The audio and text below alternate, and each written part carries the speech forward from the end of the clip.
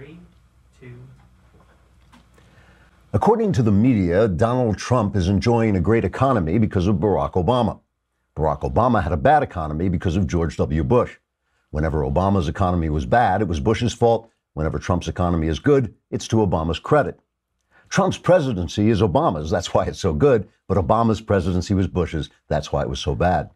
In the entire 8 years Obama was president, it was really Bush being president, ruining everything. But this last year and a half, when things have gone so well under Trump, Obama was secretly president, being Trump, as opposed to when Obama was president and it was really Bush. Obama saved the economy with his brilliant, geniusy economic genius. Obama believed that if you took money away from the rich people who produce things and gave it to the poor people who don't produce things, the poor people would then help the economy by buying things from the rich people who hadn't produced those things because their money had been taken away. Thus, the poor people could buy things the rich people would have made if the poor people hadn't taken away their money. Trump's theory is different. His theory is stop taking people's money and they'll make things and buy things. But the only reason that works is because Trump is secretly Obama. In like disguise or something. Trigger warning, I'm Andrew Klavan, and this is The Andrew Klavan Show.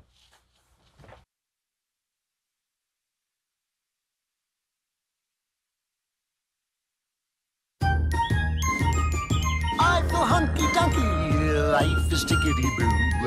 Birds are winging, also singing hunky-dunky-doo. Ship-shape, tipsy-topsy, the world is zippity-zing. It's a wonderful day, hurrah, hooray! It makes me want to sing.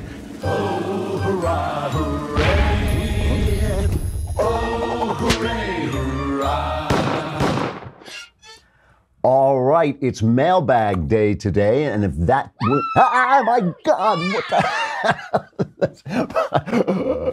well, if that's not good news enough, there's more great news. The Andrew Klavan Show, along with all our other Daily Wire podcasts, is now available on Amazon Alexa and the Google Home device. With a simple voice command, you can play the melodious tones of my voice, providing answers to all the questions of the world, all while you fold laundry or scoop the litter box or do the other things that you don't want to be doing. But you have to activate the show first. With Alexa, you have to enable the skill, like adding an app. You say, Alexa, enable the Andrew Klavan Show skill. And she'll say, please don't make me do that. Then you force her to do that and tell her to play or open Alexa, play the Andrew Klavan Show. Google doesn't need to be added by a user, but you have to speak very clearly for her to understand. Just say a command like,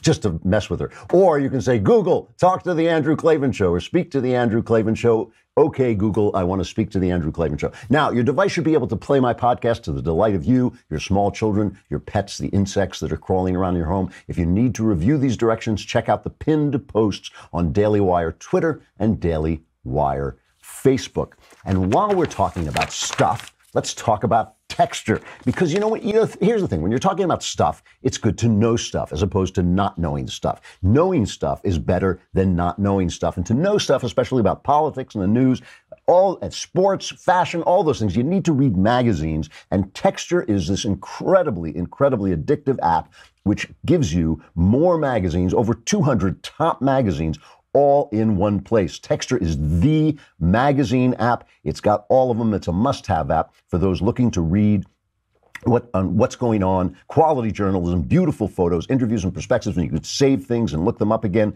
People, Cosmo, Entertainment Weekly, The New Yorker, they're all there. To start your 7-day free trial, go to texture.com/Klavan. 7-day free trial. That's all you'll need because you'll never come back from that. Texture.com/Klavan. And you say, well, now I know stuff, but how do you spell Klavan? Klavan. Why wait to start reading the latest issues of your favorite magazines? Try Texture for free today. Texture.com/Klavan. That's Texture.com/Klavan and start your free trial. You know, I have to tell you this. Watching the NFL flap yesterday and also watching this stupid thing about not having a beauty pageant during the Miss America pageant, the left is trying to school us to hate ourselves.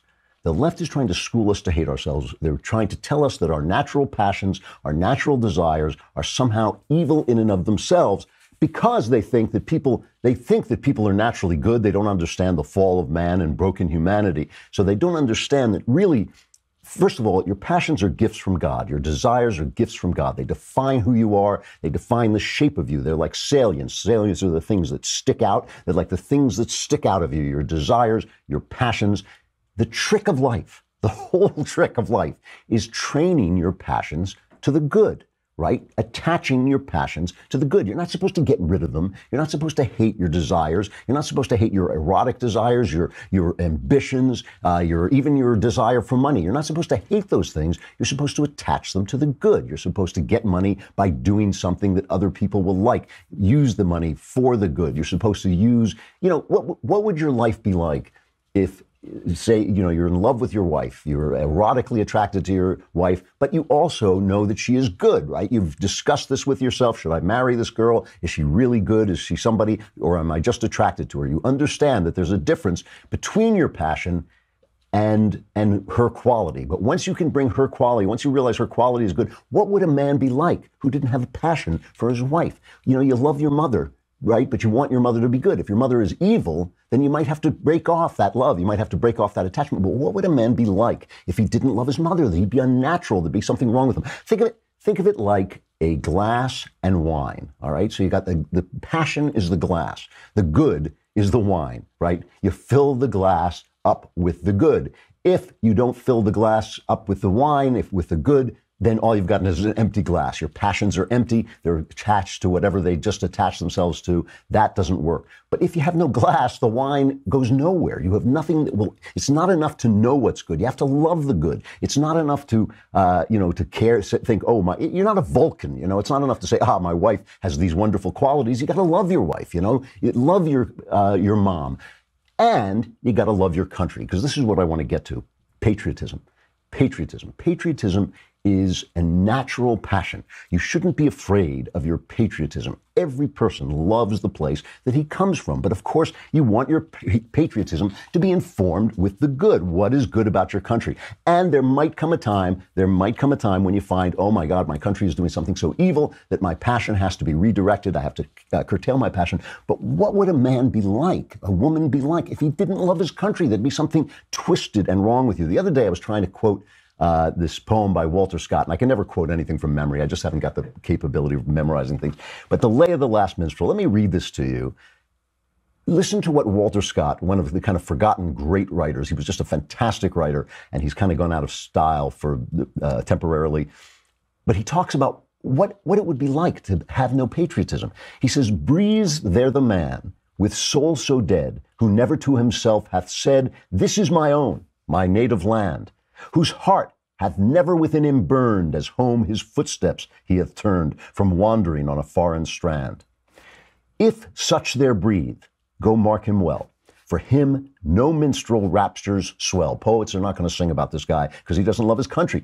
"High though his titles, proud his name, boundless his wealth as wish can claim, despite those titles, power, and pelf, the wretch, concentrated all in self, living shall forfeit fair renown, and doubly dying shall go down to the vile dust from whence he sprung, unwept, unhonored, and unsung. He is not worthy of remembering. He is nothing because he doesn't have this natural passion, this natural love of country. You're not supposed to hate yourself. You're not supposed to hate the fact that you like looking at women in bikinis. You're not supposed to hate the fact that you love your mom. You're not supposed to hate the fact that you love your country.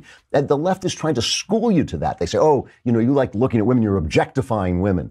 You're a patriot. That's jingoism. That's nationalism and tribalism.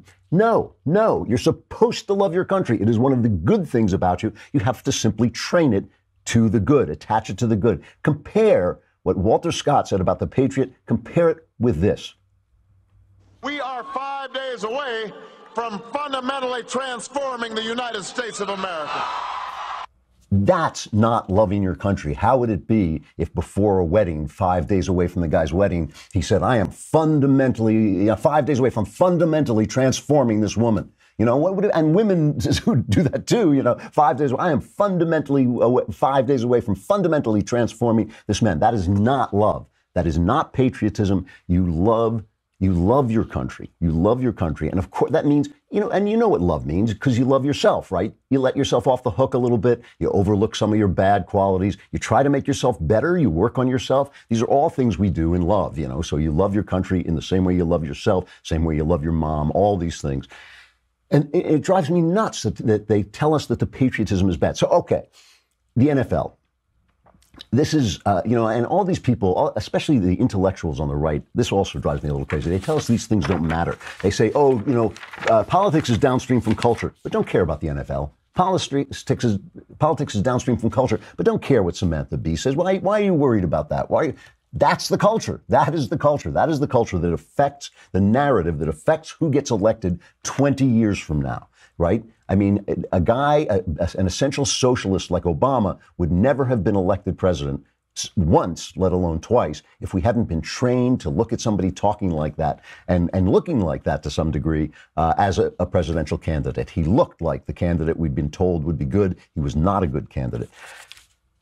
Speaking of which, Father's Day, one of the things about being a father is teaching your children to love the good. I used to say to my wife, it's not enough that we do right.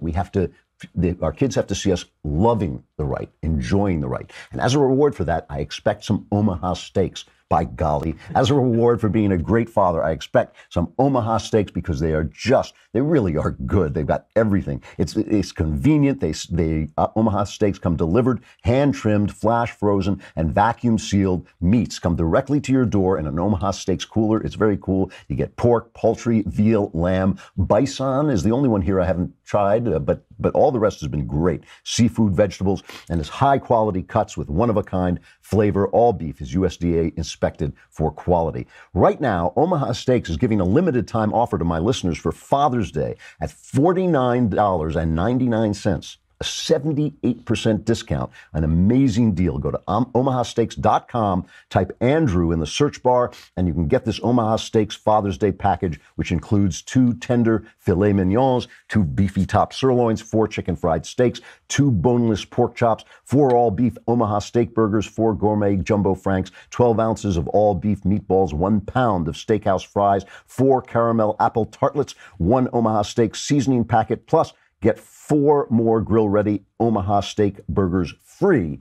with the purchase, plus a partridge in a pear tree. I made that up. Again, get this limited time package for only $49.99 when you go to omahasteaks.com, type Andrew in the search bar, and add Father's Day package to your cart. Don't wait. This offer ends soon. Go to omahasteaks.com, type Andrew in the search bar, grab your dad, and fire up the grill.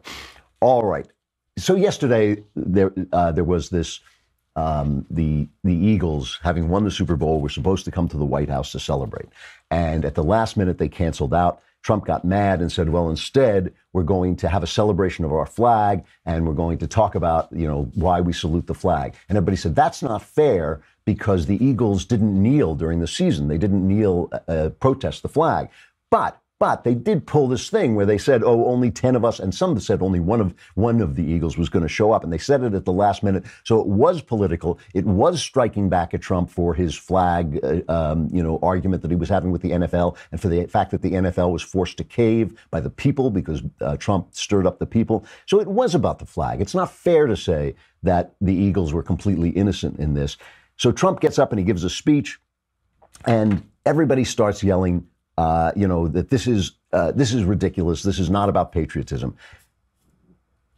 What I want to tell you here is they want to say that this is about race, but it really is about patriotism. And yes, patriotism,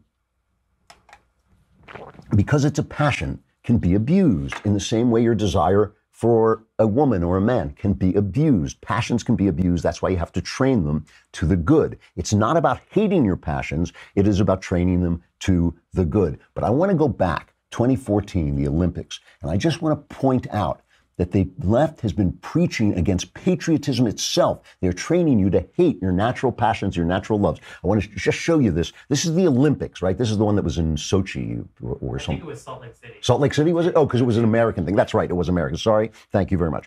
And this is Matt Lauer, serial woman abuser, and Katie Couric, and they're interviewing athletes. Listen really carefully to how they are dictating the narrative, right? The athletes aren't saying anything about patriotism. They are telling them how they have to feel about patriotism, which is you don't want to go too far with it. You don't want to do too much. Listen. But you're expecting even a greater wave of patriotism here in the United States in this particular time than other countries have shown when they've hosted the games. Well, you know, I don't know than other countries, but I certainly expect the stands to be rocking. I expect the flags to be flying. And, you know, the expression of patriotism is fine for any country that hosts the Olympics. We want to express our nationalism as a part of the world's community, and I expect to see that. But we have to also be careful and draw a line not to let our patriotism get in the way of the games in general. Obviously, the opening ceremony, the games themselves, will be very patriotic in feel. And yet, sometimes the international community can interpret that as arrogant nationalism. Obviously, you've got to balance those two things. Are you all, clearly, you're mindful of that. How are you going to do that? Can you imagine? I mean, the Olympics is where countries compete, so your country is your team. Can you imagine saying to somebody, go to the Yankees game, but don't root too hard for the Yankees, you know? Give Boston a little love, you know? I mean, that's not the way sports works. That's not the way countries work. That's not the way passion works. You're supposed to passionately love your country. It doesn't mean you don't criticize her. It doesn't mean you don't have to make her better all the time. Just as you like yourself, and as hopefully you like the people you like, you know, you try and you do want to tell them when they're messing up, but you love them, you cut them slack, you invest your passion in them. Listen, plus they don't know what they're talking about. CNN's Angela Rye comes on, and she says, you know, that the national anthem is problematic in and of itself. Okay, see, this is the thing I'm saying, that they keep trying to blame this on Trump. They keep saying that Trump started this, but they started it. They started it long time before Trump got there. They started it when they started telling us that our passion for our country, our love for our country was bad per se. That's when it started. Here's Angela Rye telling us that the national anthem is problematic in and of itself. Let's be really, really honest here. That's what he can't handle, the ego blow. Instead of having people around him that are not yes men and yes women and yes people, he has people that continue to lie on his behalf. The Eagles didn't volunteer not to go. They uninvited the Eagles. That's the issue. This is all about his ego, and we're going to now end up in a midterm where we're talking about the national anthem.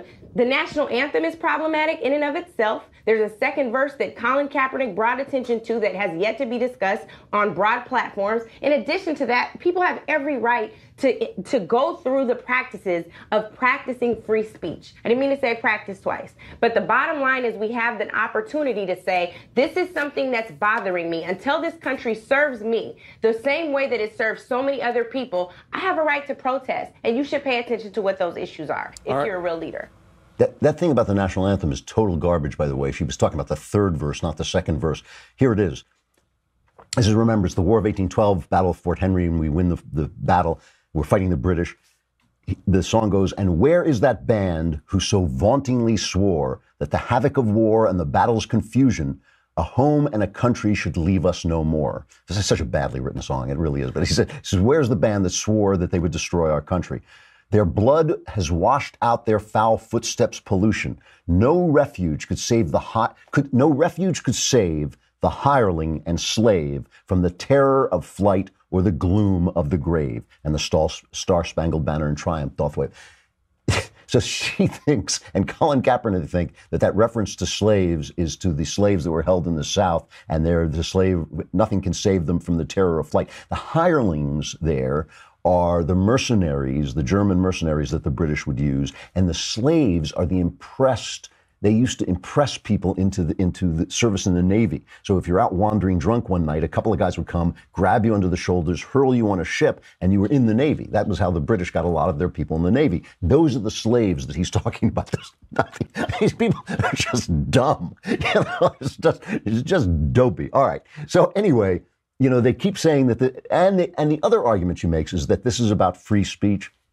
If it's about free speech, I want to know, if the left is about free speech, I want to know why that cake baker who wouldn't bake a cake for Halloween because he was a Christian, who wouldn't bake a cake with adult themes, as they call them, because if sexy themes, because he was a Christian, when he said, I will not decorate a cake for a gay wedding, why that was wrong, why it was okay for someone not to decorate a cake against gay marriage, but when he wanted to decorate a cake for gay marriage and he refused, that was not okay. They were trying to tell him what to think, what to say. So they're not about free speech. It has nothing to do with free speech. Nobody is curtailing these guys from protesting.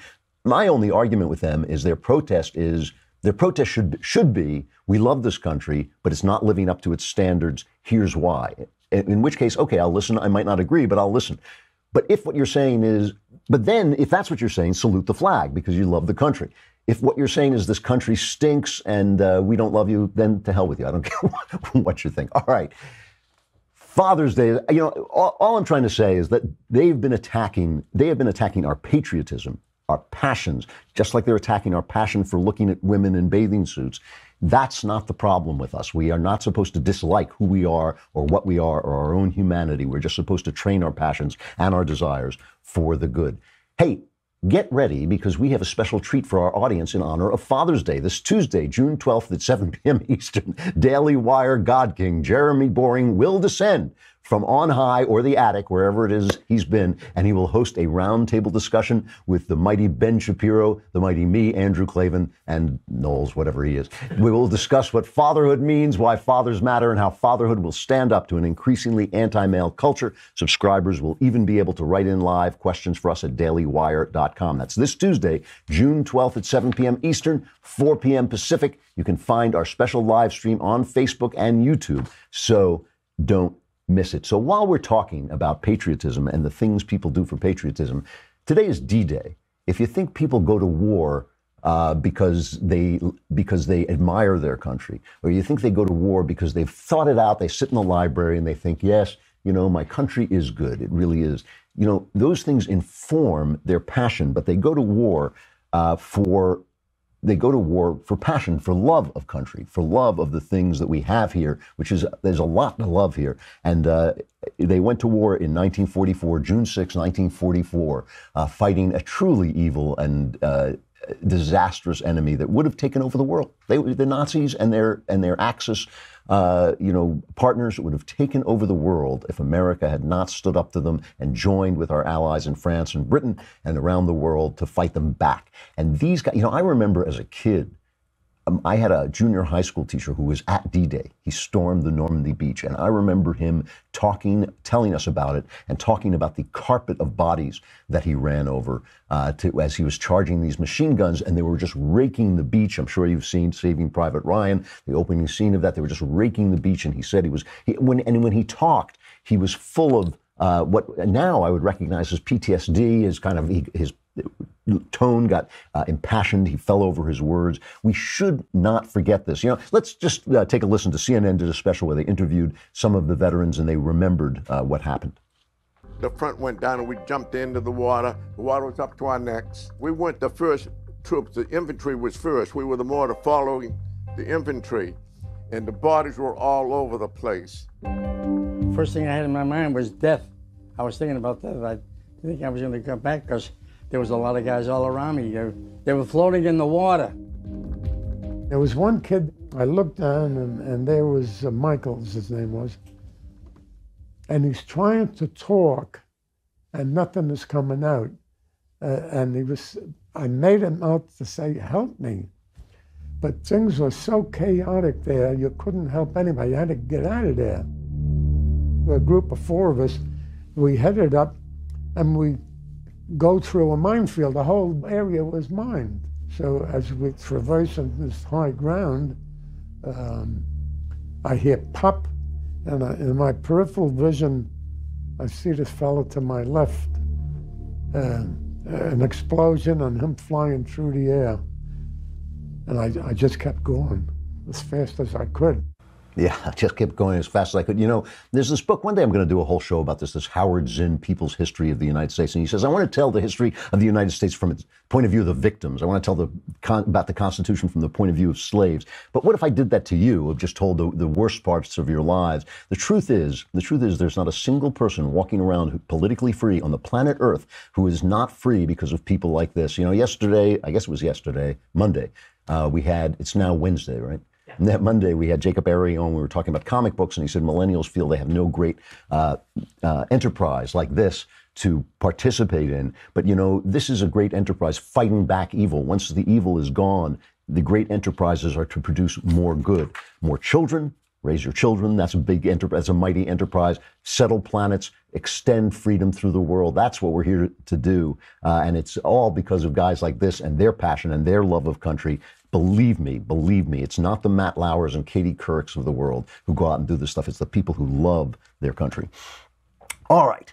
I'm reading this really chilling true crime book about the Golden State killer. It's by I can't remember. It's called I'll Be Gone in the Dark. The woman died just as she was finishing the book and didn't get to see him caught. But it's about home invasion. It is so unnerving that I am really glad I have a Ring security system.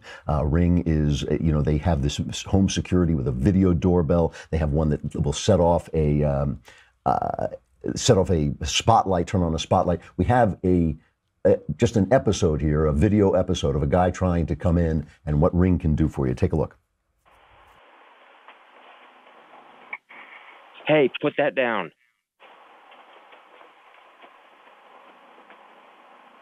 Dude, I just stopped someone from stealing my package.